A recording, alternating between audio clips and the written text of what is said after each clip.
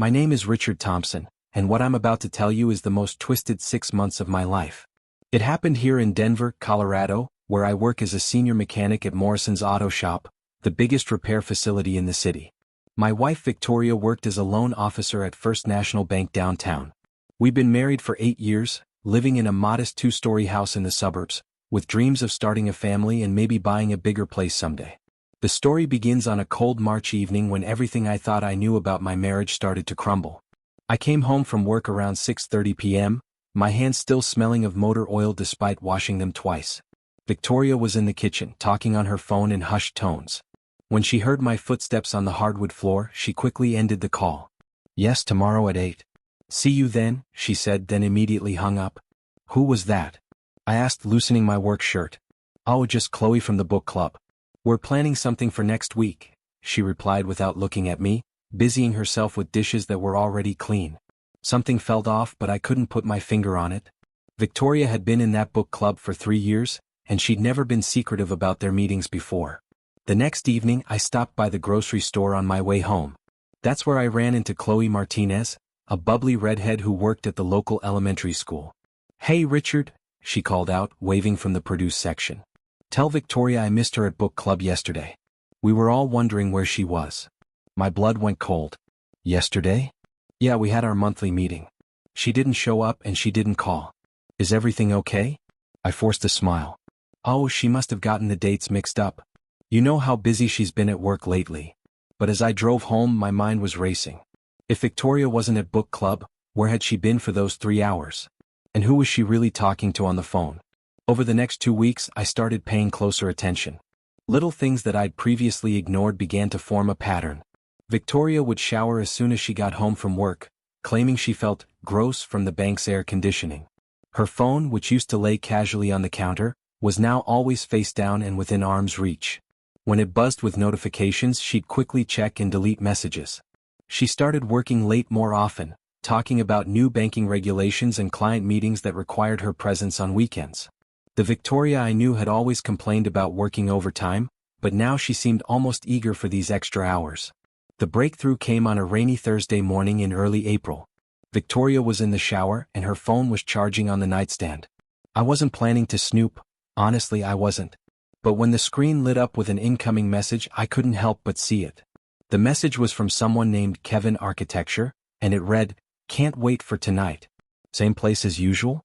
I've been thinking about you all day." My hands started trembling. I quickly memorized the message before the screen went dark again.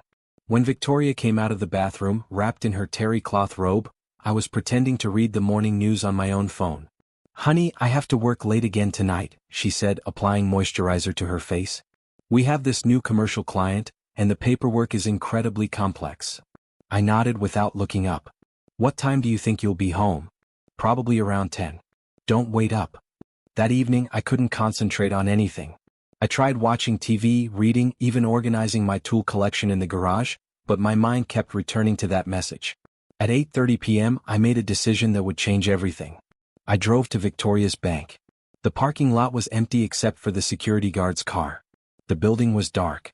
I called Victoria's cell phone, but it went straight to voicemail. 20 minutes later, she called back. "Rich, sorry I missed your call. We moved to Bella Vista to discuss the contract over dinner. You know how these business meals go." Bella Vista was an upscale Italian restaurant downtown. I knew it well, we'd celebrated our 5th anniversary there. "Who's we?" I asked. "Me, my supervisor Janet, and the client representative. This deal could really boost my quarterly numbers." After hanging up, I sat in my truck for a long time, staring at the empty bank building. Everything Victoria had just told me was a lie.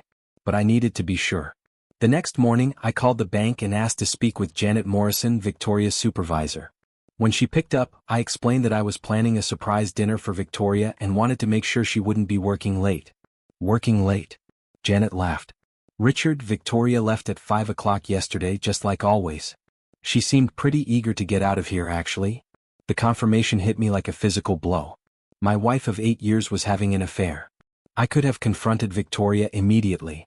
I could have demanded answers, threatened divorce, made a scene. Instead, I chose a different path. I decided to gather information first, to understand exactly what I was dealing with. I started by doing some research on this Kevin person. It didn't take long to find him on social media. Kevin Bradley, 29 years old, worked at Patterson and Associates architecture firm, which was located just 2 blocks from Victoria's bank. He was handsome in that clean-cut, professional way that women seem to love: dark hair, perfect teeth, expensive suits. His Facebook profile showed him at various Denver hotspots, always impeccably dressed, often with different attractive women. Over the next few weeks, I became a detective in my own marriage. I started noting patterns. Victoria's late meetings happened every Tuesday and Thursday. Her weekend client work always fell on Saturday afternoons. She developed a sudden interest in yoga classes that met on Friday evenings, classes that, when I called the studio, didn't exist. I also began to notice physical changes. Victoria had always been beautiful, but now she was putting extra effort into her appearance. New lingerie that I never got to see her wear. A gym membership she actually used. A subtle change in her perfume from the light, floral scent I'd bought her for Christmas to something more sophisticated and seductive. The most painful discovery came when I found a credit card statement she'd forgotten to hide. Charges at restaurants I'd never been to, at a boutique hotel across town, at Victoria's Secret and other lingerie stores. Our joint checking account showed regular cash withdrawals that she'd never mentioned. But the detail that hurt most was a charge at Tiffany & Company for $847. Victoria had never mentioned buying anything expensive, and she certainly hadn't given me any gifts lately. I realized she was probably buying presents for Kevin. By late April, I had all the evidence I needed for a divorce. But something held me back. Maybe it was pride, maybe it was curiosity, or maybe it was a desire for justice. Victoria had been playing games with me for months, lying to my face while sleeping in our bed. I wanted her to understand what that felt like. That's when I decided to beat her at her own game. I started by creating a fictional persona. If Victoria could invent client meetings and yoga classes, I could invent a client too. I began talking about Andy Morrison, a wealthy collector who wanted me to personally maintain his vintage car collection. Andy was supposedly a successful businessman who'd made his fortune in tech before retiring early to pursue his passion for classic automobiles. "It's incredible, Vic," I told her over dinner one evening. "This guy has a 1967 Mustang Fastback, a '63 Corvette, even a fully restored DeLorean. He's offering me serious money to be his personal mechanic." Victoria looked up from her phone, something that had become increasingly rare during our meals. "That sounds amazing, honey. How did you meet him?" "He came into the shop last week with his daily driver, a BMW. We got talking about cars, and when he found out how much I know about classic restorations, he made me the offer." I watched Victoria's face carefully. She seemed genuinely interested, which gave me hope that maybe she still cared about my success. That hope was quickly crushed when her phone buzzed, and she immediately checked the message, her lips curving into a slight smile. Over the next few weeks, I carefully constructed Andy's backstory. He was divorced, lived alone in a mansion in Cherry Hills Village, and was lonely despite his wealth. I told Victoria about our supposed meetings, how Andy would sometimes keep me late just to have someone to talk to about his cars and his regrets about his failed marriage. "He pays me well for the conversation too," I added. "Seems like money can't buy you real friendship." The irony wasn't lost on me that I was describing my own situation. To make my story believable, I needed evidence. I created a fake Facebook profile for Andy Morrison, using stock photos of an attractive man in his 50s standing next to expensive cars. I posted pictures of classic automobiles with captions about restoration projects. I even had my friend Noah, who worked as a bartender at an upscale downtown restaurant, agree to back up my story if anyone asked. I started staying out later myself, claiming I was working on Andy's cars. In reality, I'd drive to various locations around Denver, taking pictures of myself at different restaurants and coffee shops, building an archive of evidence for my fictional meetings. The most elaborate part of my deception involved weekend trips. When Victoria announced she had to work on a Saturday, I'd tell her that Andy had invited me to his cabin in Aspen, or his ranch in Colorado Springs, to work on cars he kept at those locations. I'd actually spend the weekend at a budget motel outside the city, using the time to plan my next moves and document Victoria's lies. During one of these fake trips, I discovered something that shook me to my core.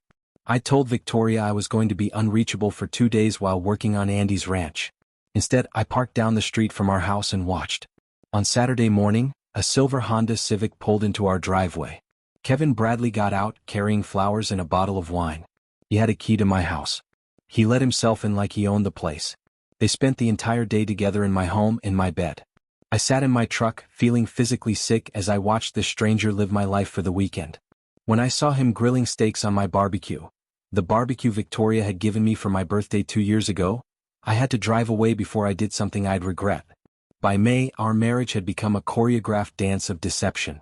Victoria would announce her fake plans, and I'd counter with my fictional meetings with Andy. We were both staying out later, coming home with elaborate stories about our respective activities. The twisted part was that our relationship actually seemed to be improving on the surface. The guilt from her affair made Victoria more attentive when we were together. She'd cook my favorite meals, suggest movie nights, even initiate intimacy more often than she had in months. Of course, I now knew that her sudden passion was probably fueled by whatever she was doing with Kevin.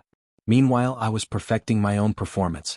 I'd come home with stories about Andy's loneliness, about how much money he was paying me, about the incredible cars I was working on. I even bought myself some expensive tools and claimed they were gifts from my grateful client. Andy really appreciates good work, I told Victoria one evening, showing off a new wrench set that had cost me $300. He says he's never had a mechanic who understood classic cars like I do. Victoria examined the tools with what seemed like genuine admiration. He must really trust you. These are expensive. He's become more of a friend than a client, I said, watching her face carefully. Sometimes we just sit in his garage drinking beer and talking about life. He's going through a tough time after his divorce. I saw something flicker in Victoria's eyes. Was it jealousy? Concern? I couldn't tell, but it was the first crack in her composure I'd seen in months. What I didn't know was that Victoria had started conducting her own investigation. While I was building my fictional relationship with Andy, she was trying to figure out if my stories were true. It started with small things. She'd ask detailed questions about my meetings with Andy, trying to catch inconsistencies. She began paying more attention to my schedule, noting when I left and when I returned. Once, I caught her going through my work clothes, probably looking for evidence of where I'd really been. The breakthrough came when she decided to follow me. I was supposed to be meeting Andy at his office downtown to discuss a new project. In reality, I planned to spend the evening at a sports bar watching the Rockies game and building my alibi. But as I drove through downtown Denver, I noticed a blue Toyota Camry that seemed to be following me. When I turned, it turned. When I stopped at a red light, it stopped 3 cars behind me. In my rearview mirror, I could just make out the driver. It was Victoria. My heart pounded as I realized what was happening. She was spying on me just as I'd been spying on her. The hunter had become the hunted. I had to think fast. I couldn't lead her to a sports bar when I was supposed to be in a business meeting. Instead, I drove to the Brown Palace Hotel, one of Denver's most elegant establishments. I parked in valet parking and walked into the lobby as if I belonged there. Victoria parked across the street. Through the hotel's large windows, I could see her watching me. I approached the concierge and pretended to have a conversation, gesturing as if I was asking for directions. Then I took the elevator to the second floor, found a bathroom, and waited for 20 minutes. When I returned to the lobby, I saw Victoria's car was gone.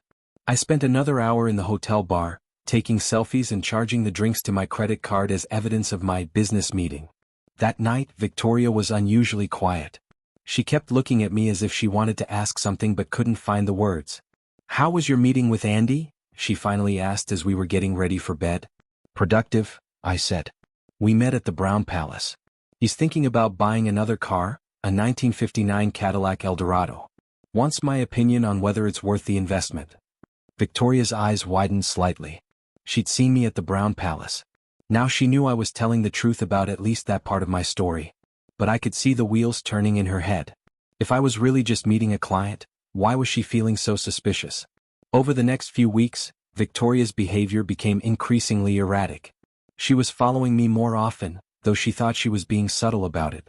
She'd ask detailed questions about Andy, wanting to know everything from what he looked like to what kind of business he'd owned before retiring. The pressure was getting to her, and it was starting to affect her relationship with Kevin too. I could tell because her mood swings became more pronounced. Some days she'd be giddy and affectionate, probably after a good day with her lover. Other days she'd be distant and suspicious, clearly worried about what I might be doing. One evening in early June, she made a mistake that confirmed my suspicions about her surveillance. "How's Andy's wife doing with the divorce?" she asked casually while we were watching TV. I turned to look at her. "What wife? I told you he's already divorced. His ex-wife lives in California now." Victoria's face went pale. "Oh, I must have misunderstood. I thought you said they were going through a divorce." But I'd never mentioned Andy having a wife at all. I'd always said he was divorced. The only way Victoria could have gotten confused was if she was thinking about someone else's divorce. Maybe Kevin's if he was married. Or maybe she'd been discussing my fictional situation with someone else and gotten the details mixed up. That night, I lay awake thinking about the implications. Was Kevin married? Was Victoria's affair even more complicated than I'd thought? And who was she talking to about my supposed relationship with Andy? By mid-June, I decided it was time to force the issue. Victoria's paranoia about my fictional affair was reaching a breaking point, and I wanted to see how far she'd go to uncover the truth. I started talking about a weekend trip to Las Vegas. Andy's thinking about buying a classic car collection from an estate sale in Vegas, I told Victoria over breakfast. He wants me to fly out there with him to inspect the cars before he makes an offer. Victoria's coffee mug stopped halfway to her lips. A weekend trip? Just 2 days. We'd fly out Saturday morning, look at the cars, maybe catch a show if we have time. Andy's paying for everything, of course. When? Next weekend. Is that a problem? Victoria's mind was clearly racing. No, it's just, I might have to work that weekend too. Big presentation on Monday. Of course she did. I was willing to bet that Kevin had already planned a romantic weekend for them, and now she was panicking about what I might be doing in Las Vegas. Over the next week, I made elaborate preparations for my fake trip. I researched classic car auctions, made fake phone calls to Andy about our travel plans, even printed out fake boarding passes. I wanted Victoria to find just enough evidence to believe the trip was real, but not enough to completely verify it. The night before my supposed departure, Victoria was more nervous than I'd seen her in months. "Rich," she said as we were lying in bed, "are you sure this Andy guy is just a client?" "What do you mean?" "I mean, you spend a lot of time with him. You seem to enjoy his company. And now you're going away for the weekend together." I turned to face her in the darkness. "Victoria, are you jealous of my relationship with a client?" "I'm not jealous. I'm just concerned. You've been different lately. More secretive."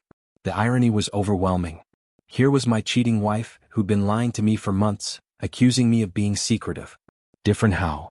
"You're happier," she said quietly. "You smile more. You seem excited about things. It's like you have something to look forward to that has nothing to do with me." She was right, of course. I did have something to look forward to, the moment when this whole charade would come crashing down and she'd realize she'd been played. Saturday morning, I left the house with my overnight bag, kissed Victoria goodbye, and drove to Denver International Airport. I parked in long-term parking, took some photos of myself at the departure gate, then drove to a hotel in Colorado Springs where I'd made a reservation under Andy's name. I spent the weekend documenting my fake Las Vegas trip.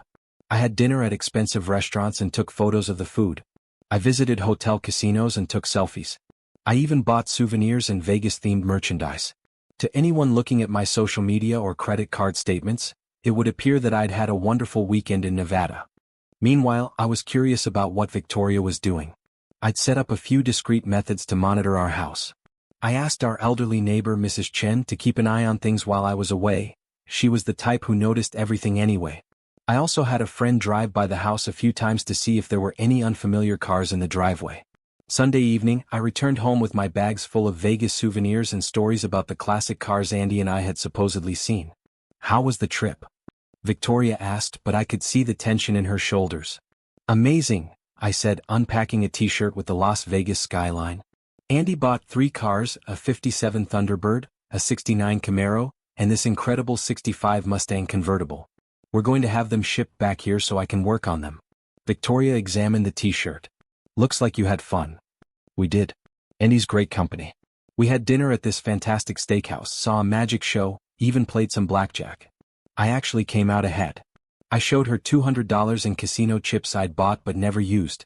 That night, Victoria was especially affectionate, but I could sense desperation in her touches. She was trying to reconnect with me, to reassure herself that I was still hers. Little did she know that I'd already checked out of our marriage emotionally. What I discovered later was that Victoria had spent the weekend conducting serious surveillance on my fictional relationship. While I was in Colorado Springs, she'd driven to every upscale hotel and restaurant in Denver, showing my photo and asking if anyone had seen me with an older gentleman. She'd also hired a private investigator. I found out about this by accident when I came home from work early one day and overheard a phone conversation she was having in our bedroom. "I need you to find out everything you can about Andrew Morrison," she was saying. He supposedly lives in Cherry Hills Village, drives expensive cars, and has a lot of money. I need to know if he's real and what his relationship is with my husband. My blood ran cold.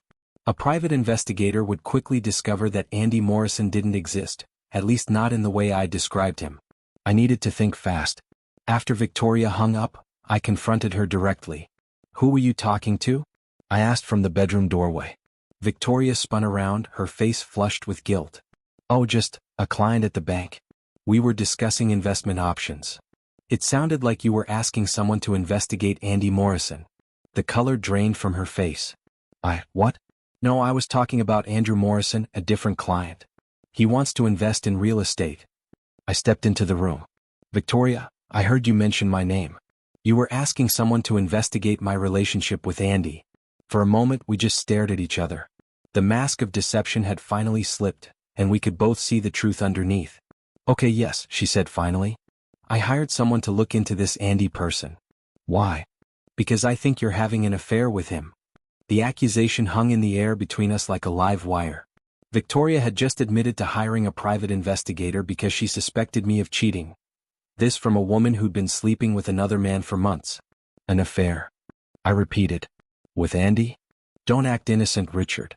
You're gone all the time, you have expensive new things, you're happier than you've been in years. And now you're taking romantic weekend trips together." I sat down on the edge of our bed trying to process this development. "Victoria, do you really think I'm capable of cheating on you?" She looked at me for a long moment. "I don't know what to think anymore. You've changed. We barely talk, we barely spend time together. It's like you've found something, or someone more interesting than me." The pain in her voice was real, and for a moment, I almost felt sorry for her. "Almost. And what if I have?" I asked quietly. Victoria's eyes filled with tears. "Have you? Are you having an affair, Richard?" This was the moment I'd been building toward for months. The moment when I'd force her to confront her own deception by making her think I was guilty of the same thing. "I asked you first," I said. "Do you really think I'm cheating on you?" "Yes," she whispered. "Yes, I think you are." Instead of denying or confirming her suspicions, I decided to escalate the situation one final time. "Victoria," I said, "I need to tell you something. Andy has offered me a permanent position. He wants me to move to Phoenix and manage his entire car collection. He's offering me twice what I make now." Victoria sat down hard in our bedroom chair. "Phoenix? It's an incredible opportunity. I'd have my own shop, my own staff, complete creative control over some of the most beautiful cars in the world." "What about me?" she asked in a small voice. "You could come with me. But I know how much your job means to you, how much you love living in Denver. And how much Andy means to you," she added bitterly. I didn't respond to that. Instead, I pulled out my phone and pretended to read a text message. "He wants an answer by the end of the week," I said. That evening was the most tense our house had ever been. Victoria barely ate dinner, kept checking her phone, and jumped every time I moved. I could see her trying to figure out how to handle this crisis. Should she beg me to stay? Should she confess her own affair? Should she fight for our marriage or let me go? Around 10 p.m. her phone rang. The caller ID said Kevin Architecture. Victoria looked at me, then at the phone, then back at me. "I should take this," she said, starting to leave the room. "Take it here," I said casually. "I don't mind." Victoria froze. It's work stuff. Boring bank business." At 10 p.m. on a Tuesday? The phone stopped ringing. A moment later, it chimed with a voicemail notification. "You should probably check that," I suggested. "Might be important." Victoria was trapped. She couldn't check the voicemail in front of me because it was almost certainly romantic in nature. But if she left the room to listen to it, she'd be confirming my suspicions about the nature of the call. "I'll check it later," she said, setting the phone aside. But I could see her hands shaking. The pressure was finally getting to her. The next morning, Victoria was gone when I woke up. She'd left a note saying she had an early meeting and wouldn't be home until late. But when I called the bank at lunch, her supervisor said Victoria had called in sick. I realized she was probably with Kevin, trying to figure out what to do about the Phoenix situation. Maybe she was even considering leaving me to be with him full-time. That evening, Victoria came home looking exhausted and emotionally drained. We sat through dinner in near silence, both of us knowing that our marriage was approaching its end but neither willing to say it out loud. Finally, as we were loading the dishwasher, Victoria spoke. "Richard, before you make your decision about Phoenix, there's something I need to tell you." Here it was. The confession I'd been waiting for. I'm listening, I said. Victoria took a deep breath. I know about your affair. I almost laughed at the irony. My affair. With Andy Morrison. Or whoever he really is. Now I was genuinely confused. What do you mean, whoever he really is? The private investigator I hired couldn't find any record of Andrew Morrison matching the description you gave. No one in Cherry Hills Village knows anyone by that name. There's no registration for a BMW under that name, no property records, nothing. My heart started pounding. Victoria had uncovered the truth about Andy's non-existence, but she'd drawn the wrong conclusion. So what do you think that means? I asked carefully. I think Andy Morrison is a cover story. I think you're having an affair with someone, and you created this fictional client to hide it. Victoria sat down at our kitchen table looking defeated. The expensive tools, the weekend trips, the constant phone calls, the way you light up when you talk about your work, it all makes sense now. You're in love with someone else. I sat down across from her. And how does that make you feel? Devastated, she said, tears starting to flow. Betrayed. Angry. But also. She paused, struggling with the words. Also what? Also guilty, she whispered. Guilty about what, Victoria? This was it. This was the moment she'd confess everything. Victoria looked up at me with red, swollen eyes. Because I've been doing the same thing. I've been having an affair too. The words hung in the air between us like smoke from a fire that had finally broken into the open. After months of lies and deception, we were finally being honest with each other. Tell me everything, I said quietly. And she did. Victoria told me about meeting Kevin at a coffee shop near the bank in January. How he'd struck up a conversation about the book she was reading. How they'd started meeting for lunch, then dinner, then weekend afternoons at hotels across town. She told me about the lies she'd created, the fake work meetings, the non-existent yoga classes, the fictional business trips. She told me about the guilt she felt every time she came home to me, and the excitement she felt every time she was with him. It started as just friendship, she said. Kevin was going through a difficult divorce and he needed someone to talk to. I was feeling ignored in our marriage, like we were just roommates instead of husband and wife. We understood each other. When did it become physical? I asked, surprised by how calm I felt. Victoria's face crumpled. March. The night you thought I was at book club. We went to dinner and then, it just happened. I never meant for it to go that far. But it did. And it continued. Yes. She looked at me with a mixture of shame and defiance. For 4 months now.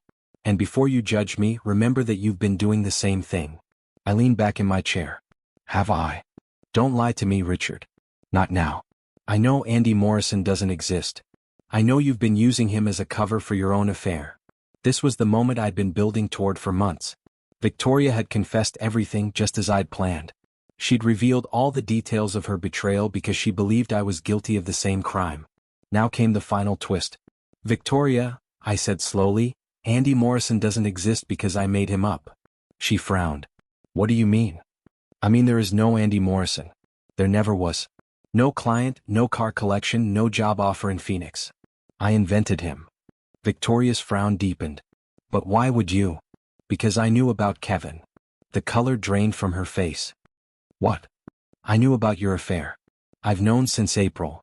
Victoria sat perfectly still, processing this information.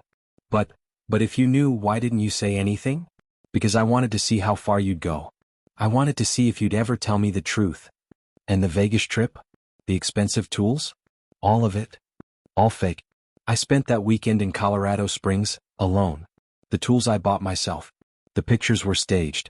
Every story about Andy Morrison was fiction. Victoria stood up abruptly, pacing around our kitchen.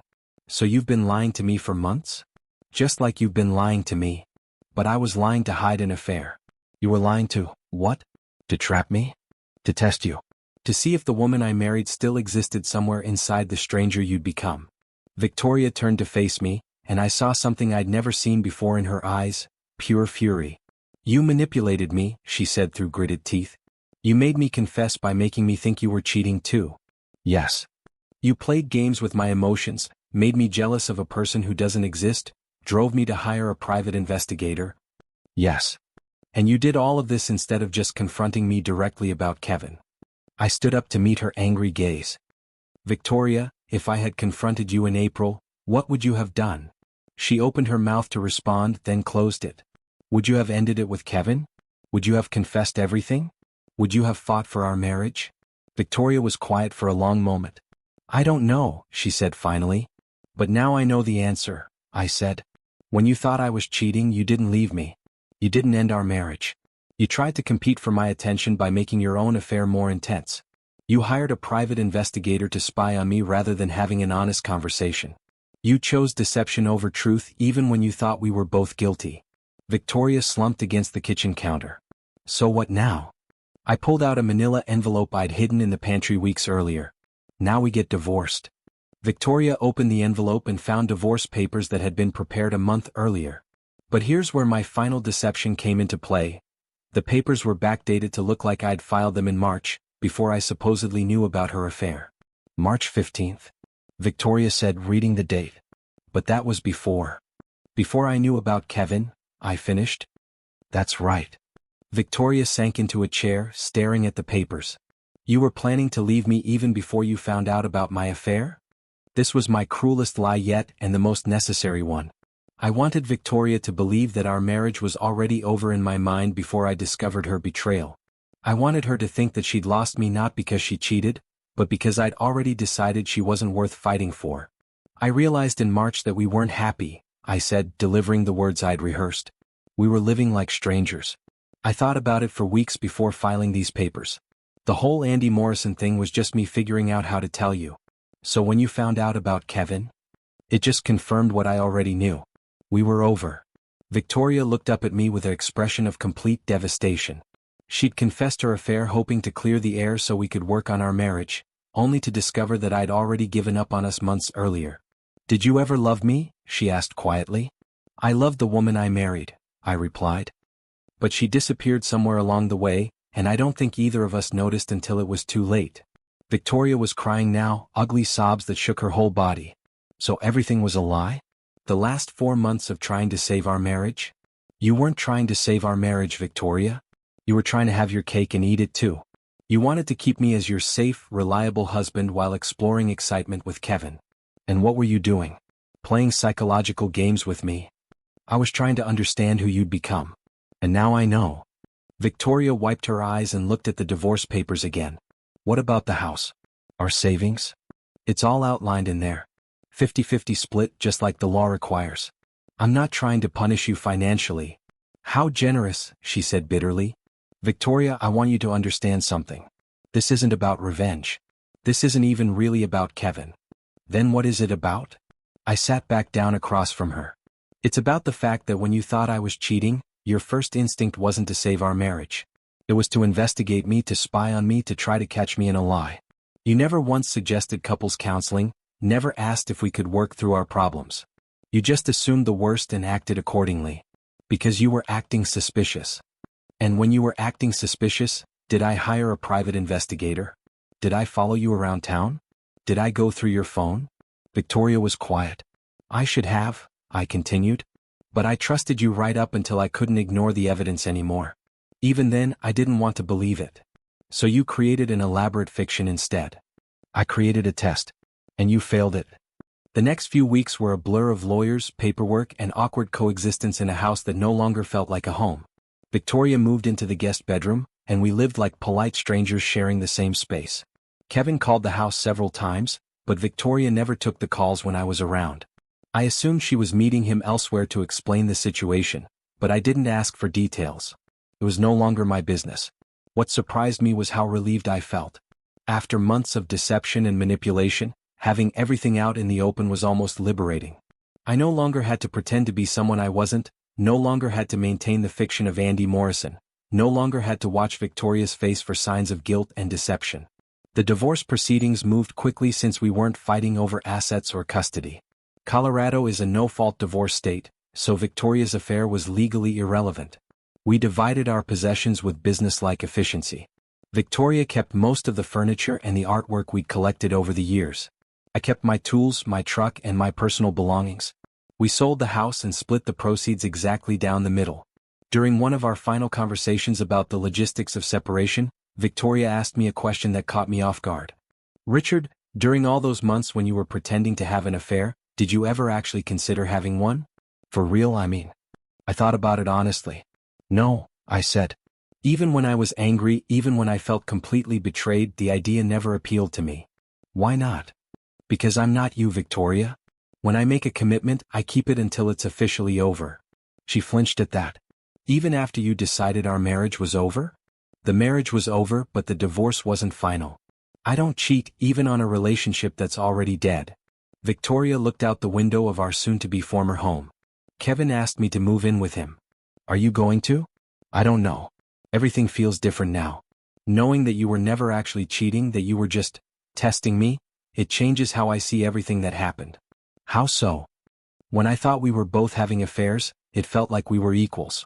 Like we'd both made mistakes and maybe we could work through them together. But now I know that only one of us actually betrayed our marriage vows. Does that change how you feel about Kevin? Victoria was quiet for a long time. Yes, she said finally. It does. When I was with him, I could tell myself that you were probably doing the same thing, that modern marriages were complicated, that maybe we were just evolving into something more open. But you weren't. You were faithful right up until the end, even when you had every reason not to be. And now I feel like exactly what I am. A cheater who destroyed her marriage for a few months of excitement. I didn't feel sorry for her. The consequences of her choices were hers to live with. Victoria sat down at our kitchen table one last time. Richard, can I ask you something? Sure. During all those months of planning this, did you ever hope that I'd confess earlier? That maybe we could work things out? I considered the question. At first, maybe. In the beginning, part of me hoped you'd realize what you were doing and end it with Kevin before things went too far. And later? Later, I just wanted to understand how deep the betrayal went. I needed to know if the woman I married still existed somewhere inside you. And what did you conclude? That she doesn't. The Victoria I married would never have hired a private investigator to spy on me instead of just asking if I wanted to save our marriage. Victoria nodded sadly. You're right. The woman you married would have fought for you instead of against you. Our divorce was finalized on a cold October morning. We met at the courthouse, signed the final papers, and walked out as legally single people. The whole process took less than an hour. I moved to Phoenix in January, just as the Denver winter was getting brutal. The job was everything I'd hoped: more responsibility, better pay, and the chance to work on some truly incredible classic automobiles. I rented a small apartment near the shop and spent my free time exploring the desert, hiking, trying new restaurants. It felt good to be somewhere that held no memories of Victoria, no reminders of the life we'd built and destroyed together. I dated occasionally, but nothing serious. I was honest with the women I met about being recently divorced, about needing time to figure out who I was as a single person. Most of them appreciated the honesty. I never did move back to Denver. Phoenix became home in a way I hadn't expected. The desert landscape, so different from Colorado's mountains, felt like a reflection of the new life I was building, stark but beautiful, harsh but honest. I heard through mutual friends that Victoria later married a certain James. They had a small ceremony in a Denver park, with just close friends and family in attendance. I was genuinely happy for her. Kevin, I learned, had moved to Seattle and remarried quickly. His new wife was apparently unaware of his history of affairs. I felt sorry for her, but it wasn't my story to tell. As for Andy Morrison, he remained fictional, existing only in the scattered digital traces of my elaborate deception. Sometimes I wondered what would have happened if I'd created a real person instead of a fake one, if I'd actually had an affair instead of just pretending to have one. But I knew the answer: I would have become someone I couldn't live with. The fake affair had been bad enough. A real one would have destroyed not just my marriage but my sense of who I was as a person. In the end, Victoria and I had both lost the game we were playing. She lost it when she confessed her real affair in response to my fake one. I lost it when I realized that the person I'd become in order to expose her betrayal wasn't someone I respected.